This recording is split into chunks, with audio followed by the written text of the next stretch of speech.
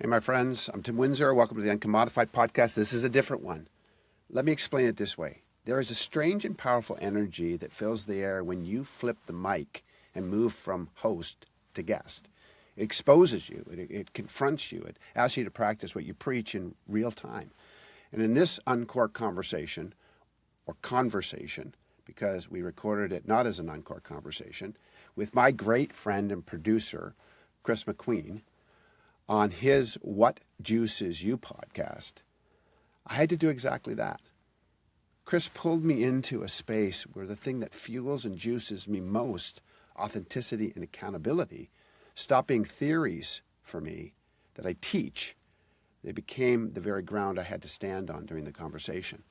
We dug into what animates me, what electrifies me, what drains me, and why fake is exhausting for me in every human interaction.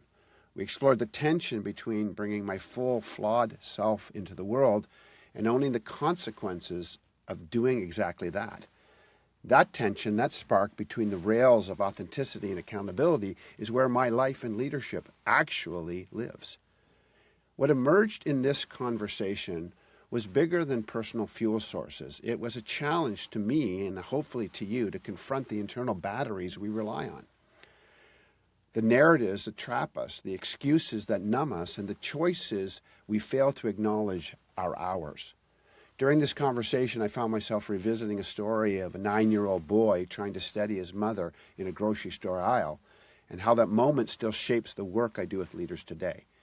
We talked about being stabbed in the front by people who love us enough to tell us the truth, about being provocateurs of one another's greatness, about generosity as a scalpel that opens possibility, and about the kind of impact that still echoes 2 years after we're gone. This isn't just an interview. It's an invitation to examine your energy sources, your intentions, and the story you are writing, because whether you know it or not, you're already leaving a legacy. Are you ready? Let's get this conversation started. And thanks, Kris MacQueen, for being the provocateur of it. Welcome to What Juices You, our podcast where we explore what energizes leaders and how they fuel that energy and how it connects in with their performance, connection, and growth. My name is Kris MacQueen from Juice Inc., and today I get to sit down with a longtime friend and colleague, someone who brings insight, curiosity, and purpose to the work that they do. We will be looking at what drives him, what sustains him, and what he's learned along the way. Today, I am excited to have my dear friend, Tim Windsor, is a passionate, provocative keynote speaker, host, and guide of the Uncommodified podcast, author of the book, The Uncommodified. He's a facilitator, trainer, strategist, consultant, coach, business owner, and one of my dearest friends in the world. Tim, welcome to What Juices You. Oh, thank you. By the way, who are you talking about in that introduction? I don't even know this person. Well, this is becoming your laundry list. Now, full disclosure to our listeners, to our viewers, Tim and I, that when I say one of my dearest friends, really mean that. Tim, I was thinking about this. Unless my math is wrong, I think we are clocking in at about 30 years of knowing one another. Yes, I think that I originally met you, Kris, when you weren't even 20 years old, I believe. I think I was 17 or 18, something like that. Yeah. Absolutely destined for greatness at that time. So look how far you've run. And here we are. And I mean, really in the last decade, in a lot of ways, we have partnered in really remarkable ways. And one thing that I'm looking forward to unpacking, I know that you have your own things that juice you, that fuel you, that give you the resources that you need to make your contributions in the world. And there's a unique gift that you bring, which is actually connecting other people to their energy source. When I think about even just personally some of the very meaningful work that I do in my life, and a good portion of those initiatives actually stem from conversations that you and I had. And so I am really, really looking forward to diving in and exploring that stuff. Not just what makes Tim tick, some of that, but what is it that turns the lights on in the morning? And so why don't we really just start there? And this is the question that, I mean, juice this is our entire business is essentially founded on asking leaders this question.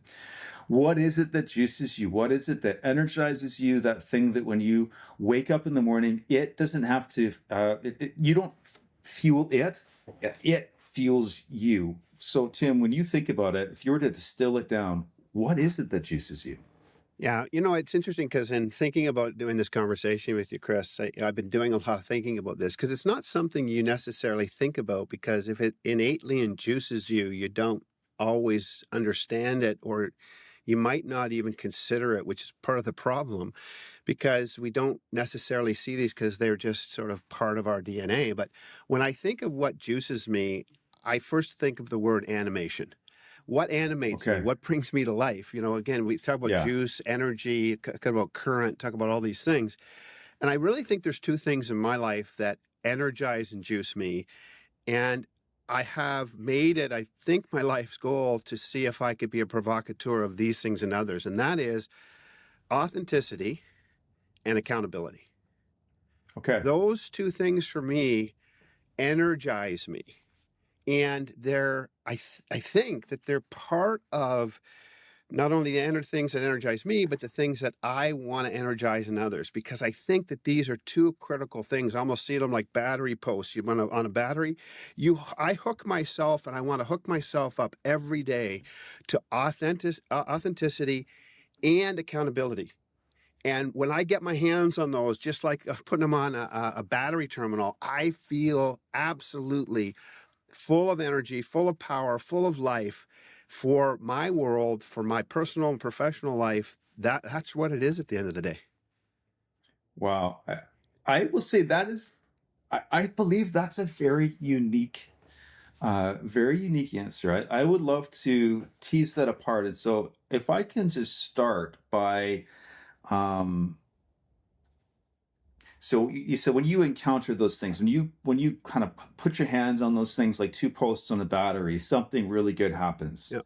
right? Authenticity, accountability.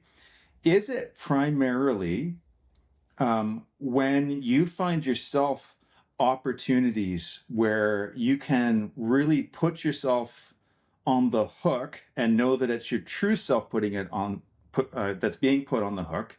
That's kind of what I hear. So first of all, correct me if I'm wrong. Is that a good interpretation of what you said? Yeah, I think there's two parts of it. One is being on the hook for that because I do think it's important, but I do think that this is just the way I get up every day.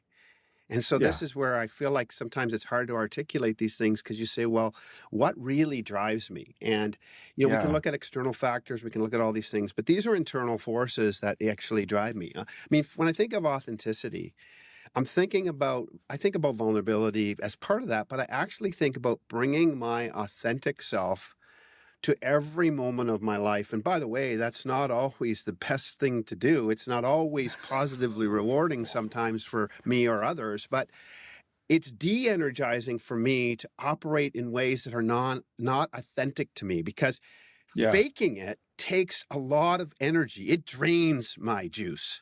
For When I've sure. got to fake it Yes. and put it on and figure it out for the sake of being accepted and for the sake of signing a deal with a customer, I'm just not interested. Now, I'm not saying, that there isn't some decorum and respect that happens in a relationship, but at the end of the day, if I have to sell myself out, if I can't bring my full authentic self to every moment that I'm going to be engaged on this earth, it's just not worth it for me. So that's a big part of it is I feel that when I'm operating in my authentic self, I don't have to work it up. I don't have to muster up the energy because fake is exhausting. Yeah. So, I mean, I love it. So the sense of Tim must bring Tim, and I mean, I think that's a really great working definition for authenticity. I'm going to bring me into this space, and when I think about the other word that you kind of married into there, this accountability piece.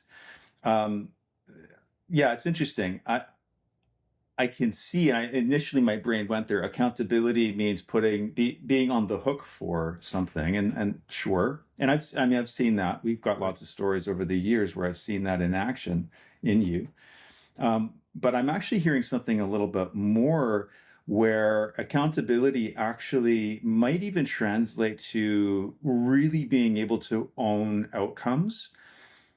And so I'm hearing that Tim must be able to bring his best stuff, or not just his best stuff, his true stuff, whether it's the best or not, on one hand, Yeah. but at the same time to really know that you're owning it, that it's not just about doing somebody else's mission, just about living somebody else's life or realizing somebody else's goals. I know you hold out for other people's highest good. I mean, we've seen that in evidence, but there is something about you need to be able to own where this is going, and so that sense of buy-in, and it's got to be on Tim's radar, and we're getting close. Yeah, well, I think so, and I think there's two things for me, Kris, in this conversation. I think one, authenticity and accountability also hold things in tension for me. So when Right. I'm my authentic self, sometimes that means that I can create some set of problems. Accountability Yeah. helps me understand that I am 100% responsible for my own experience and the experience I give others. Yes, it's accountable for the outcomes I create for myself or my customers or in my family, but also it's this idea of ownership and this idea of holding. When I think of the word accountability, when we hear this word, the next word that often I think comes to our mind is the idea of holding.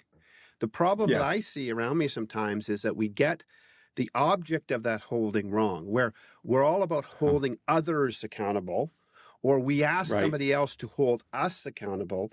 And I actually believe that's not any other human's responsibility. My responsibility is to hold myself accountable for the actions, behaviors, and attitudes that I express. That means actually accepting the good, the bad, the ugly, the great, the amazing, the excellent, but Yeah. owning the outcomes and the impact of my behavior, even my most authentic behavior.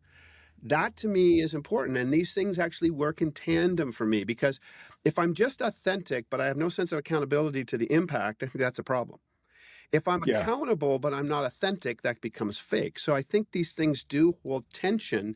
And in that tension, it creates this sense for me of energy. And it's energy that I can express to the world, but also energy that I can use to rein myself in and harness myself, holding myself accountable for the behaviors, actions, and attitudes that I say that I espouse. That to me is Yeah. how this stuff. It's not. We could think of it maybe also like two train tracks. It sort of keeps me moving forward, but it keeps me on track.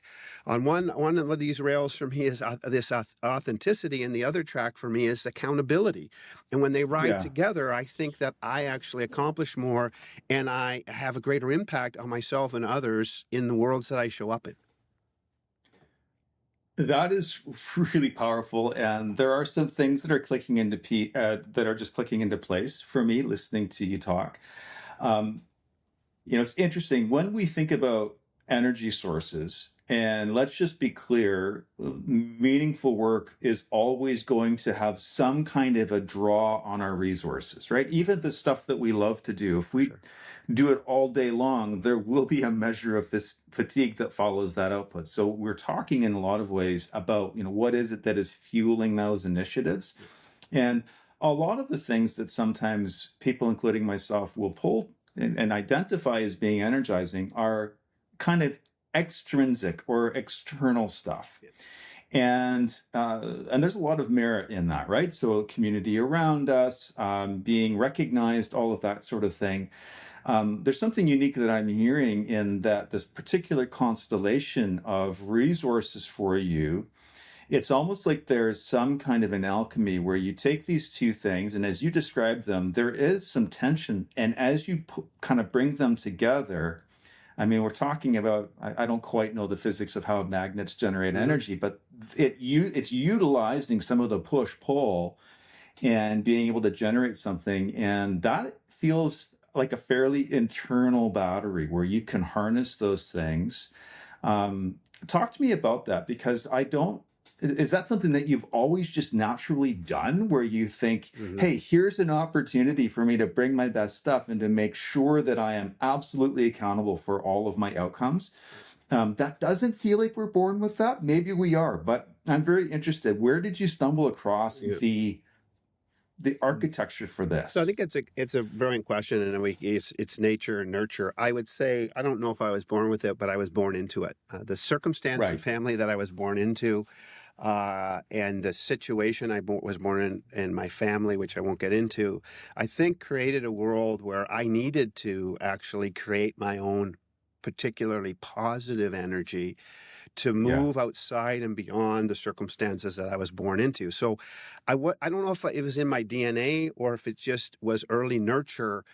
I really, it was more survival in some ways in the Got it. beginning days. I had to generate a positive energy within myself because all my world was not full of that at all.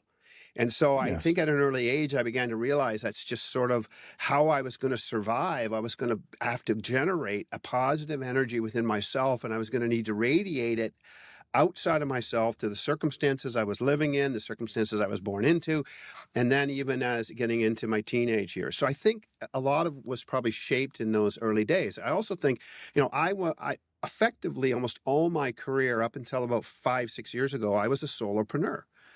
And so Right. again, I was in an environment where I couldn't look for anybody else to provide me the energy, the chutzpah to get stuff done, make it happen, and be and show up the way I wanted to show up. Now, of course, I got an amazing partner. My wife Pam's amazing. I've got great kids, and they all sort of feed that positive energy. But day to day in my world, I can't look for external sources most days to find this. I've got to find it within. And so for me, that's where it starts. I also think that it's good to get it from external sources, but if I'm looking to you, Kris, or everyone else to give me the positive energy that I require every day, at some point, I'm going to create a paradigm where I'm going to be fundamentally de-energized and unhappy with you because you're not giving me what I need. Now, Right. of course, what you do affects me, but at the same time, to be really frank, it doesn't matter what you do, what you say. I am responsible to show up positive, full of energy, full of authenticity, full of accountability, full of gracious awareness for myself and others. That's 100% my responsibility. That's the way I look at life. That's not the company's responsibility. It's not my partner's responsibility. It's not my kids' responsibility. It's not my team's responsibility. It's not my boss's responsibility. It's mine. That's the way Yeah. I look at life. I, lo- I love that. I mean, just owning it. And so again, what I'm hearing is, without getting into the particulars, you come into this world. There is not a plentiful universe of energy sources for you, and so you stumble across these elements that, when you put them together, they start to fuel you. And you said a really important thing. We all know, maybe I shouldn't make that assumption, not all energy is necessarily virtuous. And so the underlying assumption is that we are talking about virtuous energy sources here. So you stumble across this and you realize, whether you put language to it then or not, a pattern emerges that's positive and is starting to yield some of the positive impact that you want to make. It starts to fuel your best work in the world. Do you have a moment in your story that kind of encapsulates that experience, where there was maybe some piece of your brain that said, this thing that just happened, this is it for me. I need to protect this. I need to own that, my responsibility in putting these things together. Do you have a moment where you look back and say, in that experience, I actually learned that this was an energy resource to me, and it was a renewable one too? Yeah, I would say for me, I think back into my sort of my mid-teenage years, and part of that for me was being to recognize that, for me anyways, that there was an immaterial part of life call it spiritual, call it whatever you want to call it. I mean, people call it different things, and that's fine. But for me, I think for me, the thing that started to generate this energy in an even larger way was to recognize that I wasn't alone. So Okay. this is the kind of thing, is that I grew up quite alone, generating my own positive energy. I started to encounter some people in my mid-teens that I began to realize had a similar disposition towards positive energy, fueling in themselves and others. And so I began to be attracted to a group of people who could call that out in me. And Okay. but the strange part about that also became a very bad situation. So what I Hmm. had all of a sudden this positive input of others around me, but then it didn't go quite the way I expected, because what I realized is that I expected people, like I expected myself, to show up with authenticity and accountability, and I realized that they weren't. And I was Right. becoming extremely frustrated and disappointed, and that's when I began to go back and realize that, hey, you know what? At the end of the day, I'm responsible for myself. And Yeah. I can't make people choose. I can't make people live in a certain way or express in a certain way. And so there was a great positive experience, but then there was a negative experience within that reminded me that I am responsible at the end of the day for my own head. What's going on in my head, my brain, my heart, I'm responsible. So I think it was that situation that, both on a positive level, encouraged me that there was other people who wanted to have a positive, energizing experience, and they wanted to give it to others. And then I also recognized that we're human, and we have a propensity to cock things up in 1,000 ways, and it gets messy. But then Yeah. as I went through that, I began to realize that, you know what, I needed to also not be so judgmental. And I think that was the key for me, is that I began to realize that I had to hold myself to a standard, but I had to be careful of what standard I was holding others people to. It's a delicate Right. balance. Yeah. And, when I think about the work that you do now, and so you work with a lot of leaders, you host a podcast, which we are actually quite involved in together. I meant to mention this earlier, the Uncommodified podcast, which actually we're going to be cross-posting this. And so this is going to show up in both of our universes. Yeah, And so that's very exciting, actually, I'm for looking me. forward to that. I think my listeners will Yeah. resonate with this conversation as well as the juice community. So it'll be great. Yeah. And so in the work that you do, I've had the privilege of seeing you in action in lots of different contexts over the years. And I see that a lot of what you've learned and the way you practice, fueling your own actions, right? And is a big part of what you bring and contribute to those around you. So the invitation into discovering in a lot of ways, what it is that's helped to create the direction of your own life in your own work. First of all, let me check in. Is that a good representation of the work that you do, or would you frame that up differently? No, I think that's a good representation, and it's kind of interesting because we have this metaphor that seems to be emerging, which I always love.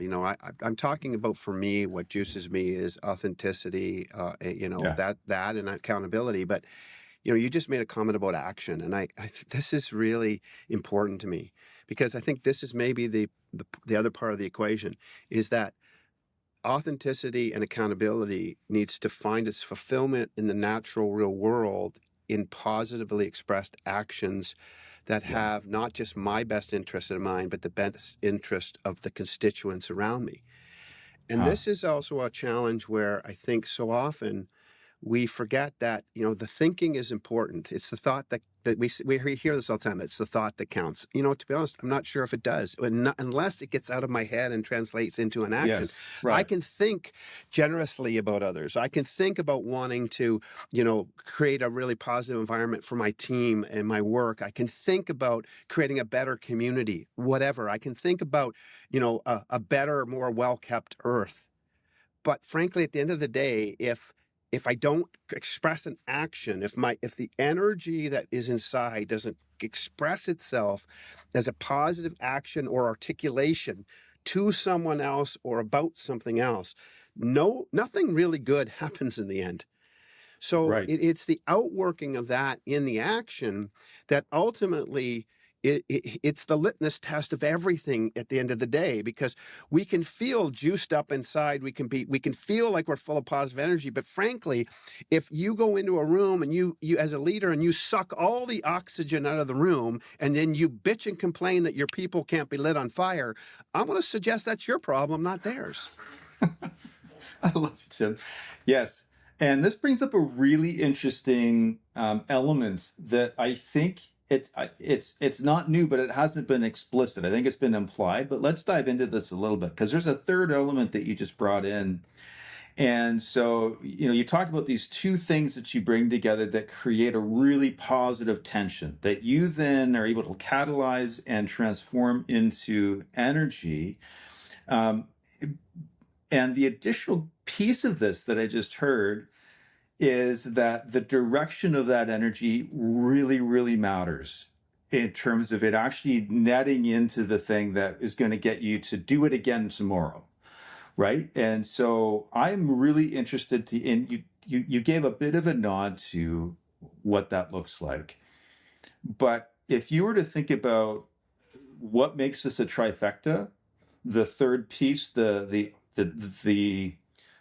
direction, the target, the bullseye that kind of translates this so that it becomes positive energy, what would you say that component is? What does that kind of build up have to be directed to in order for the connection to really spark something? What does it look like? Yeah, I mean, I think when I think of that question, which is a great question, I think it has to do with intentionality.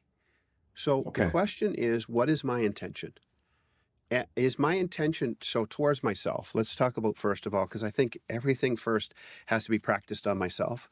So, oftentimes I find myself speaking to myself in my head in a way I would never speak to anybody else. Okay. So sometimes my intentions towards myself isn't really that positive. Sometimes my intention is to just sort of brutalize and criticize myself. And there's no value in that at the end of the day. It's not that helpful. And it surely doesn't continue to spark positive energy. So intentionality about how I want to be with myself, how I want to speak to myself, and how I want to catalyze myself to actions that make impact, positive impact. That's where it starts in my own brain. Then outside of myself, I think the question is, what is my intention with the people that are in my orbit? Is my intention to leave them in a better place than I found them? Is my intention... as I often say to the leaders that I work with, I say, look, I think the worthy goal of leadership should be that we send people home at the end of the day with more energy for the most important part of their life than less. That, to me, is one of the highest intentions that great leaders and that lead teams ought to have in their mind. I don't think the highest intention is margin growth. I don't think the highest intention is higher sales numbers. I think the highest intention of my expression of my connection with another human is to leave them in a more positive state of mind and being, a more energized state of mind and being after they've encountered me than before they encountered me. And to send anybody away from a conversation with me, whether it's a personal conversation, a professional conversation, to send them more energized and more equipped and more empowered to go and live and do their best work and do the best thing in their life. Now, don't get me wrong. I think highly energized, highly captivated people who we send home at the end of the day with more energy for their real life will create more margin, will sell more stuff. Warren Buffett said it quite simply. He said, the secret to business success is rather simple. Happy employees make satisfied customers, and satisfied customers make ecstatic shareholders.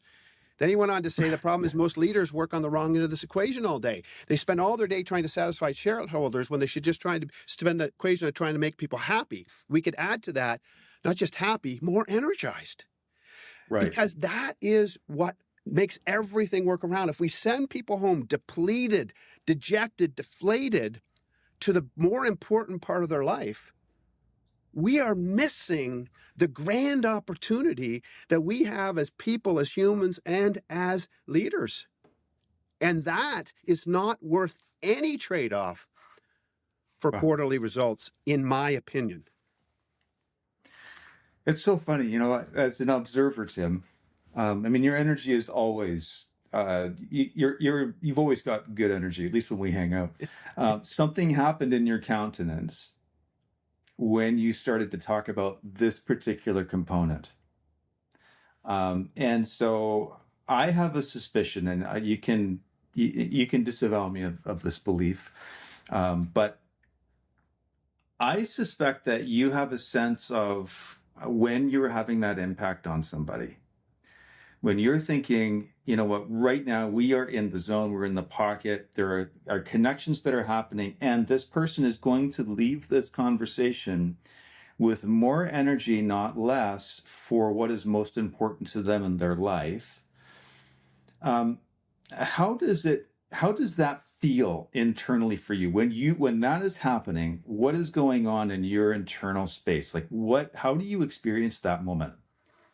As you asked the question, and what I love about this conversation is, and for those listening, you may not realize this about this Juice podcast, is these are non-rehearsed conversations, which is really brilliant because, sometimes everybody wants to package it up and figure it all out in advance, which I appreciate the fact that this is organic conversation. I will say, Kris, as you say that, I'm having an epiphany, a revelation. You know how I feel? I'll tell you how I feel. I feel like I'm a 9-year-old kid again, trying to help my mom not have a panic attack in the grocery store.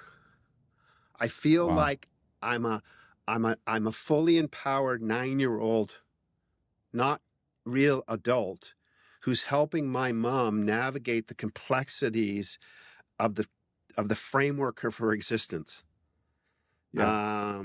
And that's how I feel. I feel like I'm saving somebody. I know this sounds weird, but I feel like I'm actually contributing in such a way that I'm dialing down her anxiety, that I'm helping her find her center so we can walk out of that store and not have her have a panic attack in aisle 4 like yesterday. Right. That's how I feel. That's how I feel today. And that might be, maybe I just need to go see my therapist again about all the weird stuff in there. But that's how I feel. I feel like a person who should have no power because I'm a kid. I have power. I have the ability to actually change the presence of something or experience for my mother. And today I feel like the same way. I have the ability. I can walk into a situation with a customer of mine or a friend or whatever it is, and I can enter into a conversation and I can actually bring that same kind of sense of relief and positivity and sort of stick their hand up and pull their chin up and say, let's look at this differently. What if, you weren't this? My wife and I had this conversation over lunch before I came on this podcast. We were walking the dog, and my wife right now is dealing with her mother. Her mother just passed away, and we're working through that. And, Pam's doing all this stuff with the estate and everything. And, Pam's struggling with some of that and saying, I don't feel competent. I don't feel. And I said, Pam, you're one of the most compassionate, brilliant, competent people I know. How do you not see yourself this way? This is how I see you. This is what I see in you. This is what I see. And it's interesting because it was just all of a sudden she said, you know what? You're right. I am all that. I don't know why I can't see it. That is the opportunity. And that's how I feel. Yeah. I mean, I'm just hearing in all of that, this deep desire, but I feel like it crests into a need, and I would say a healthy need. Again, not going to suggest that all needs are healthy, but to really be able to make a difference in these situations, and in particular situations where, and again, it's putting some words in your mouth, so please correct me if I'm wrong, but where it feels like maybe there's a predetermined outcome, and maybe you have the opportunity to insert.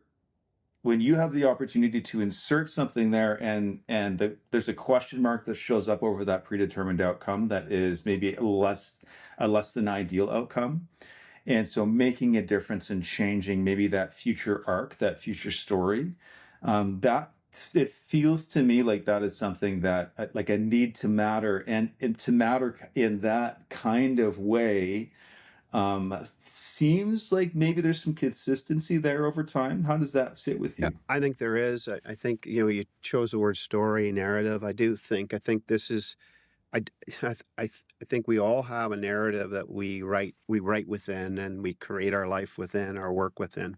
And some of those narratives, frankly, are just not really helpful. And I think sometimes people Right. get so buried in the story of their life, and they can't find the right theme, and they can't get out of the chapter. They just get stuck in chapter 13, and they can't get it out. And every once in a while, I think what we need is to do for ourselves, but to do for others, is to help people understand, hey, we have the power, we have the pen, we have the paper, we have the ability to write a different story, a new narrative. We Hmm. always, this is where I think goes back to accountability. I'm accountable for my story. You're accountable for your story, but I can surely encourage you and help you see beyond the din of where you are today to write a different chapter, whether it's in your business or whether it's in your professional life or personal life. We have the power, because we have the privilege, particularly in North America, of we have the privilege of choice.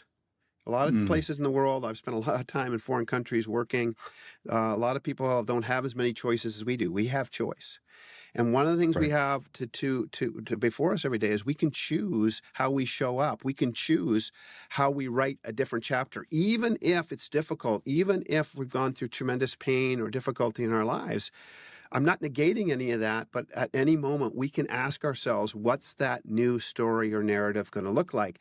And we ought to put our energy, our positive energy, we ought to get juiced to write something different that calls us forward into something Mm. deeper, stronger, better, faster, and more wonderfully positive and brilliant for the sake of ourselves and others. You know, Right. like I just mentioned before, my mother-in-law just passed away. When somebody passes away, you begin to ask yourself a subset of questions about what is your impact going to be? How are you going to be remembered? Because at one moment in time, all of our lives will be reduced to story, to narrative. The only thing that survives will be the story of Tim, the story of Kris. And the question is, when people recount that story, and not just at our funeral where they're just trying to be nice, but two Right. years later, what will the story be of the impact that Mm. we had on them? Because after all is said and done, that's all that remains. Right. Yeah, it's interesting. A lot of, particularly as you crest into certain years of life, you do start to ask, as you say, a subset of different questions. And by the way, I am very, very sorry to hear about that I loss in the appreciate that, family. Kris. Um, and yeah, as we start to think about some of these big existential things, um, I haven't heard too many people frame it up quite like that. Yeah, I want to engineer a little bit, the eulogy. I mean, I want to give people something to talk about. I don't hear a lot of people talk about what what those individuals are saying 2 years after. And so there's something about really a reaching forward, and I love that, and I think that that's a really interesting, because that's deeper impact, right? So that's something that goes beyond just the surface into no, there's something that's became entrenched in the lives of other people. So practiced, Yeah. formative, Yeah. right? So we can have some impact that is very surface, and we see subtle changes, temporary shifts, and then there are some of the more seismic shifts that take place, and they emerge in a way that is more sustainable, which is kind of what I hear in there. That is really important to you. Um, we've already done a lot of really great work in this conversation, moving in this. But one of the moments that you and I have shared, and I want to bring it into this conversation, this is rolling back the tapes. Almost a decade, I would say, at this point. And I was involved in leading a nonprofit, and there were areas of just struggle with what we were doing with our work.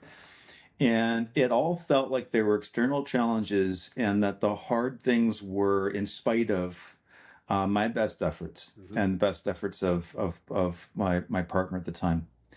And I remember you looked at me and said something to the effect of, Kris, can I just put a seed in your head? What if your current reality is not in spite of your best actions, but as a direct result of your actions?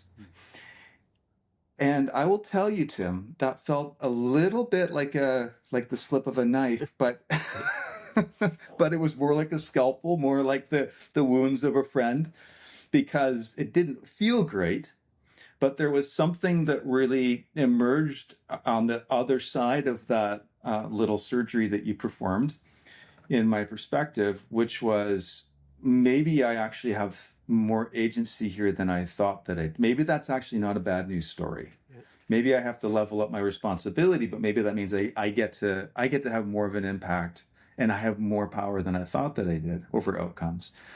And to me, that feels like a bit of a microcosm of some of the what we would call your juice for the world. And we're not going to necessarily say, oh, nobody else in the world does this thing, but No. there are things that Tim Windsor does that are pretty unique in the world, that are contributions. And if you were to refine it down and say, you know what, this is actually, I think that 2 years after I'm gone, this is what people will be saying. I hope this is what people are saying of me.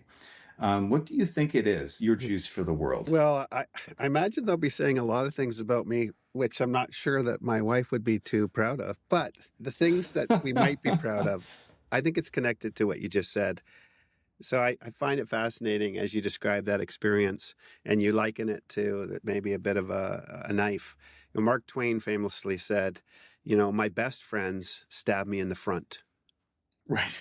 And you know what? It's not just a witty turn of phrase. Right. I think it's super important. It goes back to authenticity. And that is, I hope that when it's all said and done and my life energy is transferred to some other source,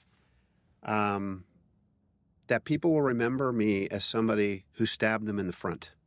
And what I mean by that is, because you use the term scalpel. I think a scalpel and a knife are exactly the same. It's the intention of the one who wields it that's different. Right. One wounds to heal, the other wounds to hurt. And so I do hope that people will remember me. What juices me, it does, and this might sound strange, and maybe I should be, maybe it's a bit psychopathic, but what juices me is knowing that I have enough authentic relational equity with another human to pull them close and whisper with some tenderness while wounding them to be a provocation, a provocateur, right, of something great in their life. And, that's why I've always made it a habit, and it always hasn't worked in my favor. If I have something to say, I will always say it to your face. Not for the sake of destruction, but for the sake of honoring what honesty and vulnerability can do in the human heart and in my heart, as I want people to be the same with me. And that's hard because in workplaces, we don't know how to deal with that. It's hard. We don't know how to have honest conversation at times. I mean, I'm sure that Juice spends a lot of time helping people understand the art of difficult conversations and how to manage all those things. But man, I hope at the end of the day that 2 years after I'm gone, Kris, because I'm more than likely I'm going to die significantly earlier than you, for sure, because of your age. I hope that you will say, hey, Tim is a guy who stabbed me in the front. And this is actually what it provoked. It's sort of like this idea of, we talk about, there's this old proverb or phrase that talks about spurring one another on to love and good deeds. That analogy is interesting. That means I sort of get on your back every once in a while and I lay the spurs into you for the sake of motivating you towards love and good deeds, for the positive benefit of yourself and others. We come back to this. Energy, negative or positive energy is energy. We have the choice. We're converters. We can take the positive energy around us. We can take the negative energy around us in our workplaces, in our culture, in our world. We can take all the negative energy of the news, and we have a choice. We can bring it in, we can amp it up and send it back out as negative energy, or we can take it in, we can suck out the raw energy, we can convert it with a positive intention and push it back out. I think that's a choice all day long, every day, to every leader, every team member, every human, every citizen, every father, every mother, every child, this is our opportunity. I feel the authenticity. I feel the I no, and I feel the invitation into accountability in this, right? And I think that that's a really important thing for us to call out. Sometimes there can be such a focus on energy for the sake of productivity, for the sake of hitting this target or that or this KPI. And I'm not denigrating those things. That which we don't measure, we don't care about. And so that stuff matters. But there's something that is way beyond those things that I am hearing here, which is, we talk about, in other contexts, partnering, so holding out for one another's highest good. Yep. And that does not necessarily mean always being nice. It doesn't mean being rude or being unkind, but there can be an edge in partnership. And in fact, I would say that I've seen that. I want to explore one more thing before we start to put this out for the landing. And I don't want to out you. I don't want to out you, You can out me. on You the can do it. podcast. Hey, you can do whatever you want. So I'm not going to tell this. I'm not going to tell some of the stories that I have. But one of the things that I have seen and experienced in your impact on the people has been, and often in unusual and unexpected ways, a pretty remarkable practice of generosity. And like significantly, I would say, I've heard stories, I've seen impacts of things, and I don't want to go too far down that, but to me, it feels like actually what you just said about being a provocateur and about stabbing people in the front, out of kindness, and some of those acts of generosity actually don't feel like they're disconnected from the same source. And I think that could be an interesting thing because I don't hear people talk about that a lot. Sometimes we do generosity so that we'll be well liked or so that we get something out of it. I don't think that that's what's driving you, and it seems to me that generosity can actually be one of those scalpels. And I want to invite, if you will, just to speak to that, because I think as a practice it's unique, and I think it could be really valuable for our listeners. Well, first of all, I appreciate that, and I'm extremely humbled that you would have that as something that you see in me, and I appreciate that. I will say it's a gift I got from my mother. My mother was a gracious and generous person in spite of all the circumstances of her life. So that was nurture for me for sure. Right. So here's what I think is our investment of time, energy, money in other people. If we think of the word, we use the term, and interesting, we call money is called currency.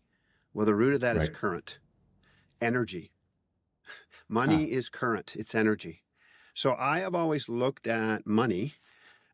The advantage for me is I grew up in poverty, and that's an advantage, by the way. And the advantage is that when you've stared poverty in the face, and you've gone without food, nothing else, not much else scares you. Okay, so money for me is a force. It's a positive opportunity to create energy. So I can use the money that I have available to create energy in my life, and I can use it to create energy in others. And it's sort of like this thing, when you try to hold it and you rein it in, it actually diminishes, I think. So what generosity does in the universe is it creates these massive places where positive things attract into. It's almost like this sort of thing in the universe where you just open up space and everything wants to flood into it. I think that's how generosity works. And so whether it's a generous expression of our time, the generous expression of a kind word, if it's the generous expression of doing something you don't have to do for a customer or for somebody else, that's generosity. Or in some cases, if it's being the seed funder and using money, the money you might have available to take out a barrier or move a person on, and frankly, sometimes get them beyond the excuses that they have in their life for not moving forward. Cue the scalpel. Yeah, it's a bit of a scalpel to open up an opportunity. Right. That's the way I see this thing. And so whenever Pam and I get a chance to be generous with our time and with our money, because money is an interesting thing because we have so much attachment to it, particularly in North Right. America, around the world. Of course, humans do, and I get it. We need money. We need to do X, Y, Z. I get it all, but I've just had this sense. It's like currency. It's like you create energetic connection between people, and when you give, and I'll give it a quick example. And this isn't really. It's not about me. It's just. I think it's an example. About 2 months ago, we were at our local vet, and our dog had gone in, had been sick, and we went in. And when we went in, there was a lady at the counter, and clearly she was befuddled. Her animal was in there, had some real problem, and you could tell it was quite traumatic. She was quite emotional about it. Well, I noticed when we went to pay, she was in front of me and she was struggling, and she couldn't remember her PIN number, and she couldn't actually pay the bill, and all this was happening, and she got really flustered, and she said, I just need to go outside for a second, help. And she said to the staff member at the vet, help this gentleman first. She went outside. So I stepped up to the thing, and again, I was channeling the spirit of my mom. Really. I said to the person at the counter, and I looked at Pam, and we had this, nonverbal communication. And I said, how much was her bill? And I don't know, she said, I don't know, $375 or something. I said, just put it on mine. So we paid the bill. We paid our bill, that bill, we paid hers. I walked outside. Pam and I went and spoke to the lady. We didn't say anything. We just said, hey, sounds like you're having a difficult day. Sorry that this is going on with your animal. She said, yeah, I've actually been having problems with my memory, and I've been struggling. And I said, hey, go back in, and everything will get taken care of. And that's all I said. And she went back in, and we got in her car, and all of a sudden she comes running out, knocking on the window. She goes, what did you do? And I said, I don't know, we paid your bill. And she was like flabbergasted. She's like, no one's ever done that. Like, why would you do that?